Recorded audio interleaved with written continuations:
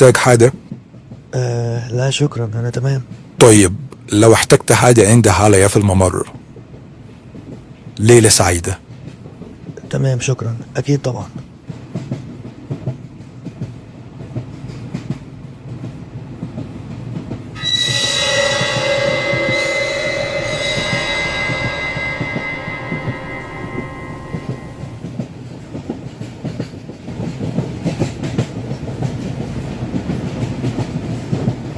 مساء الخير.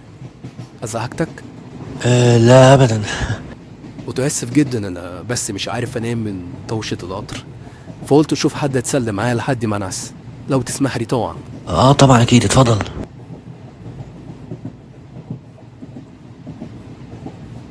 أمجد دكتور أسنان. وحضرتك؟ توم، مهندس. امم أهلا وسهلا. أول مرة تسافر فرنسا شكلك، ها؟ لا الحقيقة أنا سيارتي اتعطلت النهاردة، فاضطريت إن أنا أستخدم القطر، لكن الحقيقة عجبني يعني. وحضرتك؟ لا، أنا عايش هنا، أقصد بركب القطر كتير، مريح نفسيا ليا. مم. لا هو فعلا مريح نفسيا، بس عجلات القطر هي اللي عاملة صداع، بس تقريبا أنا مستريح نفسيا جدا. أنا لو أعرف كده ما كنتش استخدمت العربية أبدا، كنت استخدمت القطارات بس. كنت جيت بيها ورحت بيها أحن وأبسط بكتير من زحمة الطريق ودوشته. بيقولوا إن الارتياح ده بيجي من إحساس قرينك بالمكان، وعشان كده مش بيوترك وبيديك إحساس الراحة. حاكم القرين لو مستريح يريح اللي معاه. لا أنا الحقيقة مش مؤمن بالنظريات دي. أنا شايف إن الراحة بتبدأ من جوه، من جواك أنت نفسيا يعني. انت مش مؤمن بوجود الاشباح شكلك. أبدا. وهنا احنا دكاترة ومهندسين أكيد مش مؤمنين بالكلام ده، احنا أكيد بننظر للموقف بنظرة علمية أكتر من أي حد تاني. يعني أنا أكيد مش هفكر زي حد تاني في الموضوع ده. أنا شايف إن الموضوع ده مجرد أساطير ومجرد حكايات الناس عملت عشان تقعد تحكيها لبعض وتتناقلها.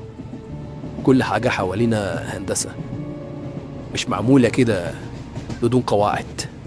يعني تفتكر لما انت بتستريح في المكان، تستريح لانك انت اللي استريحت، ولا لان في حاجة هي اللي ريحتك؟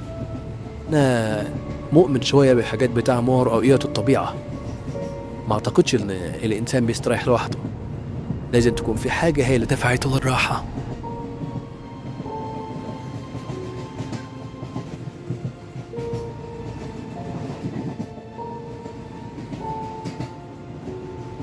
مفيش حاجة في الكون صدفة، حتى وجودنا هنا مش صدفة. تصبح على خير يا هندسة.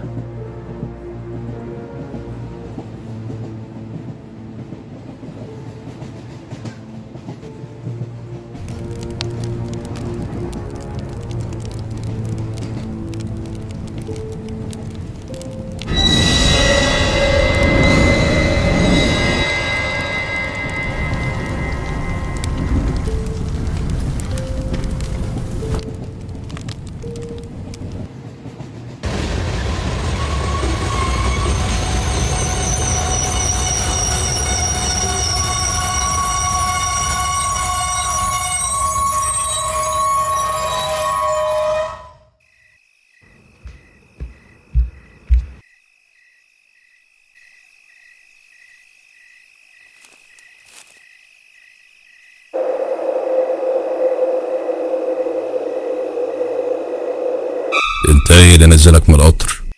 خضتنا يا ريس. مفيش، أنا نزلت أشوف في إيه. هو القطر وقف ليه؟ عطل بسيط وانا اتحرك تاني. اتفضل ارجع على عربيتك، ما تقلقش. طيب أنا هدخن سيجارة وأرجع على طول. عامة ما تتحركش بعيد عن العربية. اول ما ينتهي اصلاح العطل هضرب البوق مرتين. تمام فهمتك، حاضر. ارجو انك تكون فهمت. ما تتحركش بعيد عن العربية.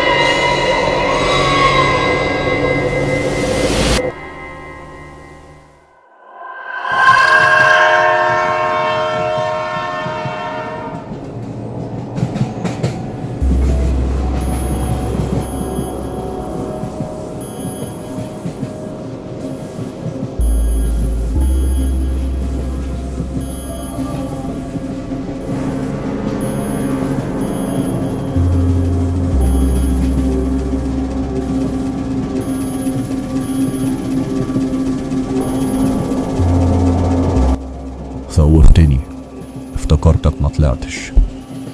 تصبح على خير.